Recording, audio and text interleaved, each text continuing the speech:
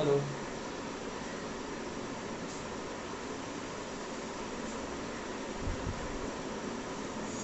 नमस्कार छात्रों, आज देखेंगे 12th क्लास का एक महत्वपूर्ण टॉपिक जो अपने फिजिक्स का है, चल कुंडली धारामापी का सिद्धांत, जिसे अपन क्या बोलते हैं, गैल्वेनोमीटर। सबसे पहले धारामापी क्या होता है इसके बारे में अपन देखते हैं। धारामापी नाम से ही आशय है, धारा मापी। किसको मापेगा? ये धारा। धारा और मापी मतलब मापन, धारा का मापन मतलब जिस उपकरण की सहायता से किसी भी परिपथ में, कोई मान लो परिपथ है, इस परिपथ में अगर धारा का पता लगाया जाए उससे क्या बोलेंगे अपन? धारा माप। कोई भी परिपथ है, मालूम पड़ जाए कि इसमें धारा है या नहीं, उस उपकरण को क्या बोलेंगे? धारा माप। ठीक है। इसमें अपन देखेंगे चल कुंडली धारा मापी। अब चल कुंडली धारा मापी ये क्या चीज है? चल कुंडली धारा मापी, चल कुंडली धारा मापी, ये भी धारा को मापेगा, लेकिन कितने तक की धारा को? माइक्रो एम्पियर, सूक्ष्म धारा का ये मापन करेगा। चल कुंडली धारा माप।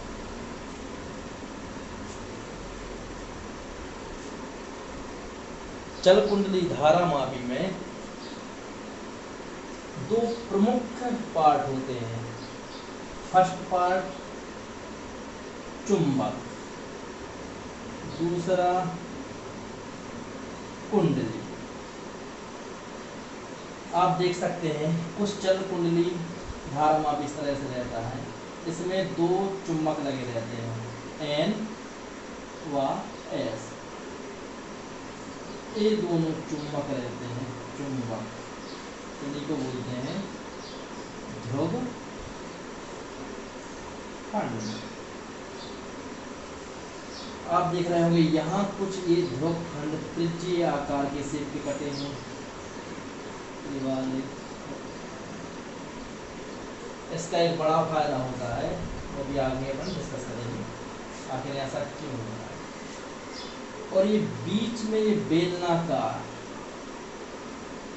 मुलायम धातु या मुलायम लोहे का क्या रहता है? क्रोड।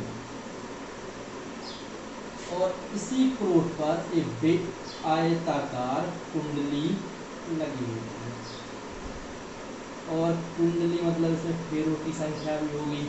और अब कुंडली कैसे बन जाए? अगर किसी भी अपन धातु के टुकड़े पे इस प्रकार के तार लपेट दें तो क्या बन जाती है? कुंडली। और इसमें किस प्रकार के तार लपटे हुए हैं? आयताकार। कैसे लपटे हुए हैं? आयताकार। इसलिए ये कैसी कुंडली है अपने पास? आयताकार कुंडली। देखो है आयताकार कुंडली। ठीक है। और ये है अपना क्रोड। और क्रोड कैसा है? बेलनाकार। ठीक, यहाँ तक क्लियर। अगर अपन इसको ऊपर से देखेंगे, ऊपर से देखेंगे तो कुछ ऐसा दिखेगा। जो ऊपर का एक गोला मतलब बेलन का एक वृत्ताकार भाग, और एक त्रिज्यीय अपने ध्रुवखंड, और अपन को ये आयताकार कुंडली की केवल एक पट्टी दिखेगी आयताकार, कुछ इस तरह। ये है अपने चुंबक N व S, ये है अपना बेलनाकार क्रोड, और ये वाली जो पट्टी है यहाँ पे आयताकार, केवल ये वाली। ठीक है, यहाँ तक क्लियर। अब देखो, इसको त्रिज्यीय बनाने का सबसे बड़ा कारण है जो अपनी बल रेखा है, चुंबकीय बल रेखा है, N से कहाँ निकलेगी? S पर। जब भी ये N से S की तरफ जाएंगी तो बेलनाकार जो क्रोड है इस पर ये जाएंगी लंबवत। कैसे जाएंगे? ये लंबवत। लेकिन जैसे ये कुंडली पे प्रवेश करेगी, कुंडली के तल पर जाएगी तो क्या हो जाएंगे इसके समांतर, कुंडली के तल के समांतर। और जैसे चुंबकीय बल रेखा है, चुंबकीय क्षेत्र कुंडली के तल के समांतर होगा तो इसमें उत्पन्न होने वाला बल युग्म या इसको बोलते हैं बल आघूर्ण, बल युग्म आघूर्ण का मान क्या हो जाएगा, अधिकतम। वो कैसे अधिकतम होता है, देखो मान लो पन्ने वाली कुंडली बनाई यहाँ से, ठीक है, यहाँ देख लो, मान लो पन्ने वाली कुंडली बना दी, ठीक है। ये अपना क्या है, चुंबकीय क्षेत्र, ये वाला चुंबकीय क्षेत्र बी।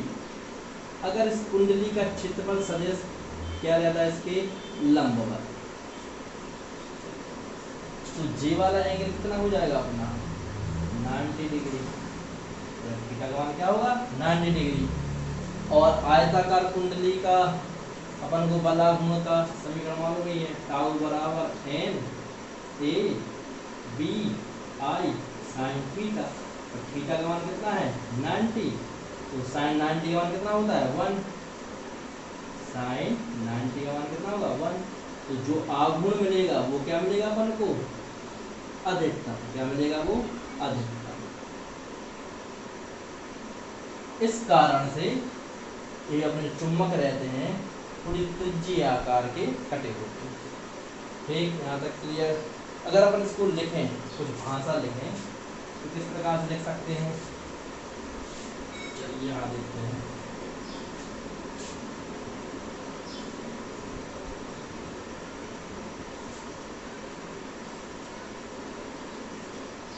जब धारामापी को एक समान चुंबकीय क्षेत्र कैपिटल बी में रखा, लटकाया जाता है तो चुंबकीय क्षेत्र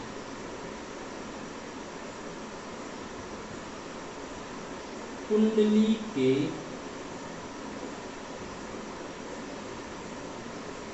तल के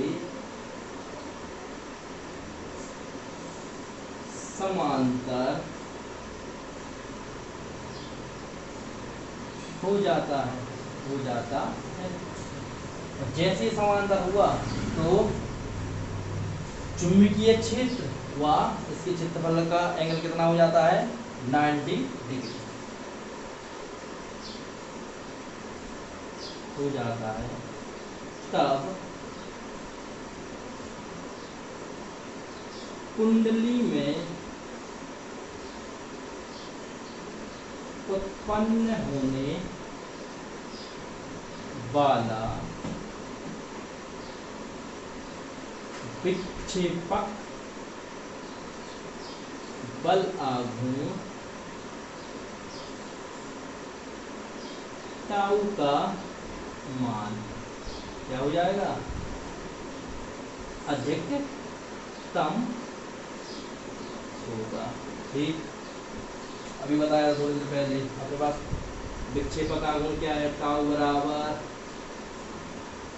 N I A B sine theta, sine theta का कितना 90, इसलिए अपना मान क्या हो जाएगा अधिकतम टाउ का। देखिए यहाँ टाउ क्या है, विक्षेपक बल आघूर्ण, एन क्या है कुंडली में फेरों की संख्या, ए क्या है कुंडली का क्षेत्रफल, बी क्या है एक समान चुंबकीय क्षेत्र का परिमाण। ठीक, अब देखो ध्यान से,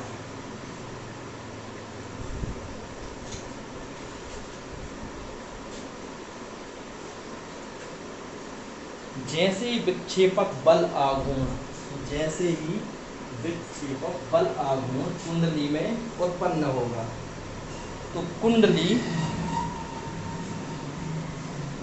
घूमना क्या हो जाएगी, प्रारंभ। मतलब एक बल मान लो यहाँ पे और एक बल मान लो यहाँ पे, इसको ऊपर खींचेगा, इसको नीचे। जैसे कुंडली है, एक कहाँ लगा ऊपर और एक कहाँ लगा नीचे, एक क्या करेगी, घूमना स्टार्ट हो जाएगी इस तरीके से। और इसके साथ क्या जुड़ा हुआ है, एक स्प्रिंग, और स्प्रिंग के साथ क्या लगा हुआ है, एक पॉइंटर। जैसे ये घूमना स्टार्ट हुई तो स्प्रिंग में क्या आना स्टार्ट हो जाएगी, ऐंठन, और स्प्रिंग में ऐंठन बल आघूर्ण जनरेट हो जाएगा। जैसे ही ऐंठन बल आघूर्ण जनरेट हो जाएगा तो ये धारामापी कुंडली का घूमने का क्या करेगी, विरोध। मतलब जितना ये घूमेगी उतना ये पॉइंटर यहाँ से यहाँ रोटेट करेगा, कितने से, फाई से। और ये फाई क्या है, कुंडली का विक्षेप। क्या है, कुंडली का विक्षेप। आगे देखते हैं,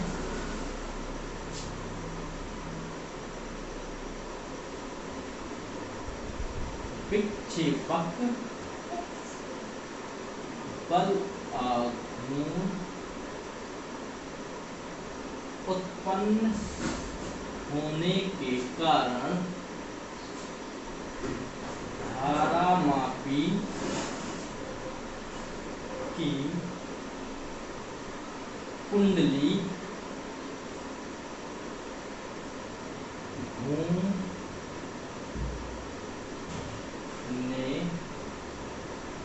लगेगी।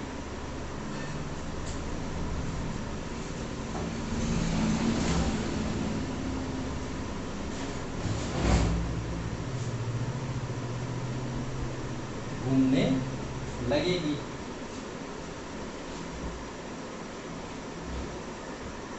किंतु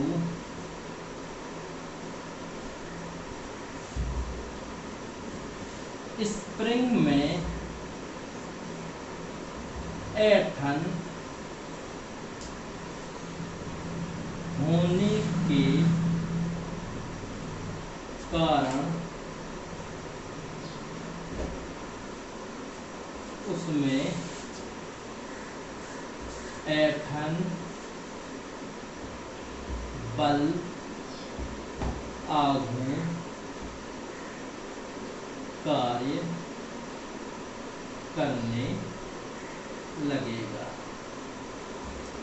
जो कुंडली को घूमने, कुंडली के घूमने का विरोध करेगा। सीधी सी बात है, अगर इसमें कुंडली ऐसे घूमेगी, ऐंठन बल आघूर्ण इसको क्या करेगा, घूमने से रोकेगा। मतलब जितना कुंडली घूमेगी उतना ही ये ऐंठन बल आघूर्ण कितना, फाई विक्षेप रोटेट होगा। मतलब संतुलन की स्थिति, मतलब विक्षेपक बल आघूर्ण और ऐंठन बल आघूर्ण दोनों क्या हो जाएंगे, बराबर। तो अपने पास ऐंठन आघूर्ण, ऐंठन बल आघूर्ण कितना होगा, K × फाई। K क्या है, दृढ़ता,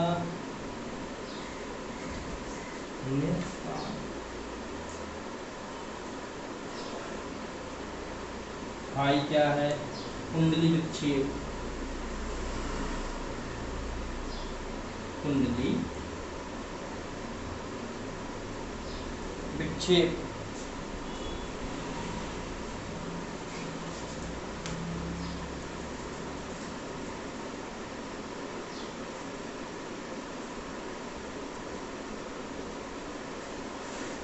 अब क्या करेंगे, संतुलन की स्थिति में अवस्था में।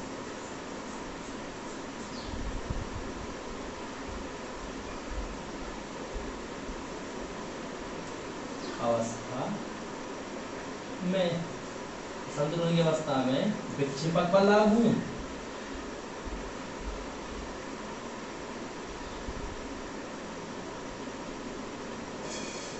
बल आघूर्ण बराबर होगा ऐंठन बल आघूर्ण के। तो विक्षेपक बल आघूर्ण कितना है अपने पास एन आई ए बी और ऐंठन आघूर्ण के इंटू पाई। किसका मान चाहिए अपन को धारा का, तो धारा और जो भी है यहाँ पे एन ए बी गुणा में दूसरा पाएंगे तो बट्टे में। यहाँ ये क्या है 6। इसका अपन एक मान रख देंगे तो किसके बराबर होगा, माना G बराबर K बटे एन ए बी रख दो वहां पे। कितना आएगा अपने पास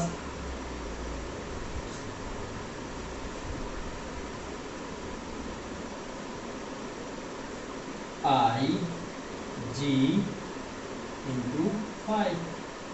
एक फार्मूला जी निकल के आया। जी क्या हो जाएगा, जी है धारा मापी नियतांक, जिसे अपन बोल सकते हैं दक्षता नियतांक। ठीक, इसको अपन एक प्रकार से हम लिख सकते हैं आई अनुक्रमानुपाती पाई। यदि धारा बढ़ेगी तो कुंडली का विक्षेप भी बढ़ेगा, यदि धारा बढ़ेगी तो कुंडली का क्या बढ़ेगा, विक्षेप, मतलब अनुक्रमानुपाती होगा। अपन लिख सकते हैं लास्ट में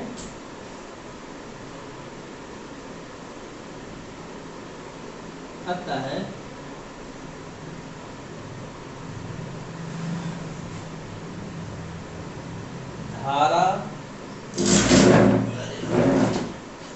धारा मापी की धारा कुंडली विक्षेप के अनुक्रमानुपाती होती है। यही क्या है, चरकुंडली धारा मापी का सिद्धांत। यही चल कुंडली धारा मापी का सिद्धांत। ठीक है, बहुत इजी है और ये बहुत IMP टॉपिक है, वेरी इंपॉर्टेंट टॉपिक, VIM। आशा करते हैं आप लोग को समझ में आया होगा। सबसे पहले एक डायग्राम और इसका टॉप व्यू यहाँ दिया है, इसको बोलते हैं संकेतक और ये पॉइंटर। मतलब अगर यहाँ पे जितनी कुंडली घूमेगी धारा बहेगी, कुंडली में क्या होगा, विक्षेप होगा, तो पॉइंटर या तो इस तरफ जाएगा या तो इस तरफ जाएगा। ठीक है, धन्यवाद।